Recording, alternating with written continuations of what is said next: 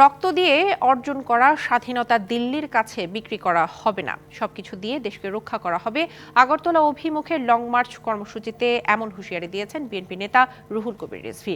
বিএনপির ৩ অঙ্গ ও সহযোগী সংগঠনের আয়োজনে ভারতের আগরতলা অভিমুখে সকাল ৮টায় শুরু হয় লং মার্চ। এ বিষয়ে আরও তথ্য জানার চেষ্টা করব। আমাদের সাথে বার্তাকক্ষ থেকে যুক্ত হয়েছেন চিফ রিপোর্টার জাকারিয়া আহমেদ এবং ব্রাহ্মণবাড়িয়ার আখাউড়া থেকে যুক্ত আছেন স্টাফ রিপোর্টার আরিফুল ইসলাম।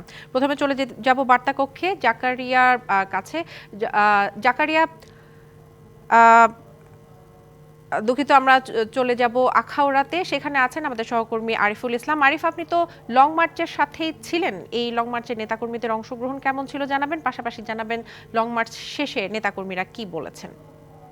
দিশা, মূলত এই লং মার্চকে কেন্দ্র করে ঢল নেমেছে নেতাকর্মীরা। বিশেষ করে সকাল থেকেই আমরা দেখেছি নয়াপল্টনে, এছাড়াও নয়াপল্টন থেকে যখন লং মার্চটি শুরু হলো, সেই লং মার্চে আমরা দেখেছি বিভিন্ন যে জেলাগুলো অতিক্রম করেছে, সেই জেলাগুলোতে আশেপাশে যে অন্যান্য জেলাগুলো রয়েছে সেই জেলা থেকেও কিন্তু ঢল দেখা গিয়েছে, তারাও কিন্তু এসেছেন এই লং মার্চে যুক্ত হয়েছেন।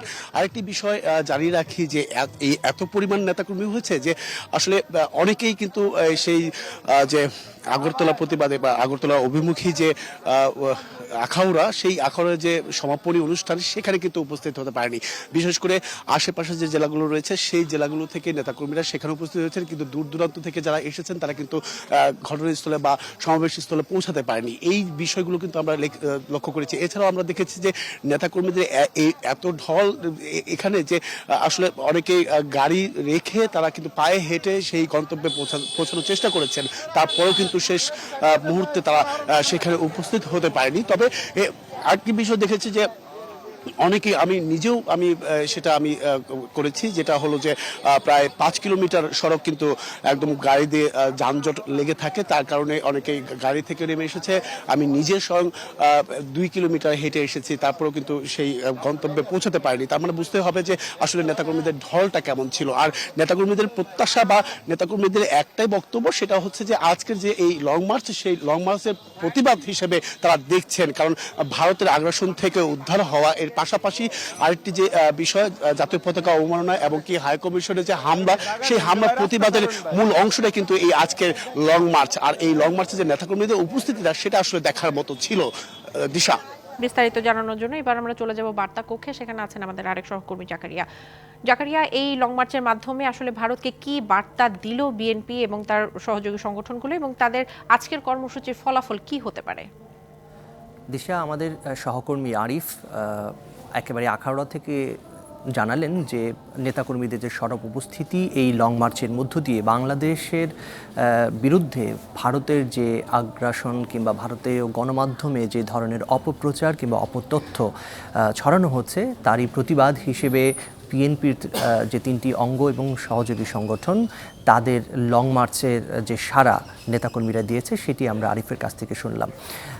এই লং মার্চের আগেও যদি একটু প্রেক্ষাপট টানি, বিএনপি এর আগেও 2014 সালে ভারতের যে পানি আগ্রাসন তার বিরুদ্ধে লং মার্চ করেছিল তিস্তা অভিমুখে। তিস্তা ব্যারেজ যাতে না হয় বা তিস্তা প্রকল্প থেকে ভারত যাতে সরে আসে, সেজন্য তারা লং মার্চ করেছিল 2014 সালে। তখন ওই লং মার্চের নেতৃত্ব দিয়েছিলেন বিএনপি মহাসচিব মির্জা ফখরুল ইসলাম আলমগীর।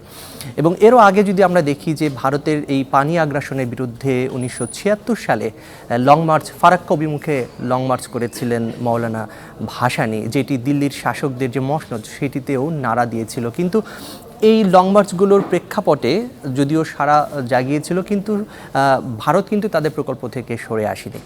আজকে যে লং মার্চটি হলো, আমরা দেখতে পাচ্ছি যেটির প্রেক্ষাপট যদি আমি আরেকটু টানি, 5 আগস্ট ছাত্র জনতার অভূতপূর্ব যে অভ্যুত্থান, গণ অভ্যুত্থান, তাতে আওয়ামী লীগ সরকারের পতন হয়েছে এবং শেখ হাসিনা পালিয়ে ভারতে আশ্রয় নেওয়ার পর থেকেই বাংলাদেশের সঙ্গে ভারতের যে টানাপোড়েন কিংবা দূরত্ব সেটি কিন্তু বেড়েছে।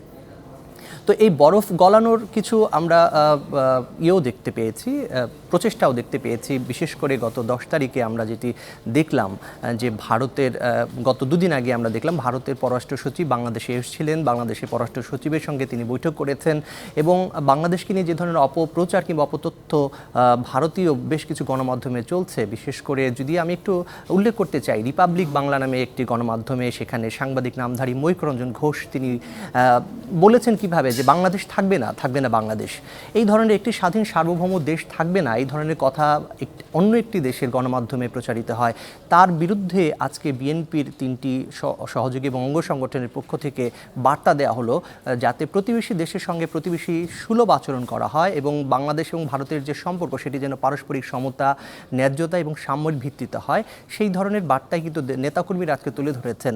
এবং আরেকটি বার্তা দিয়েছেন যেটি হলো যে বাংলাদেশের সঙ্গে ভারতের সম্পর্ক যেন হয় পারস্পরিক, জনগণের সঙ্গে, কোনো বিশেষ দল কিংবা সরকারের সঙ্গে যাতে না হয়। এই বার্তাগুলো আসলে উঠে এসেছে এবং পাশাপাশি যেটি নেতাকর্মীরা যেটি বলার চেষ্টা করেছেন। ধন্যবাদ। আমরা দেখতে পেয়েছি যে লং মার্চ থেকে ভারতকে বার্তা দেওয়ার জন্য বেশ কিছু ইস্যু আসলে উঠে এসেছে। আপনাকে ধন্যবাদ বিস্তারিত জানানোর জন্য।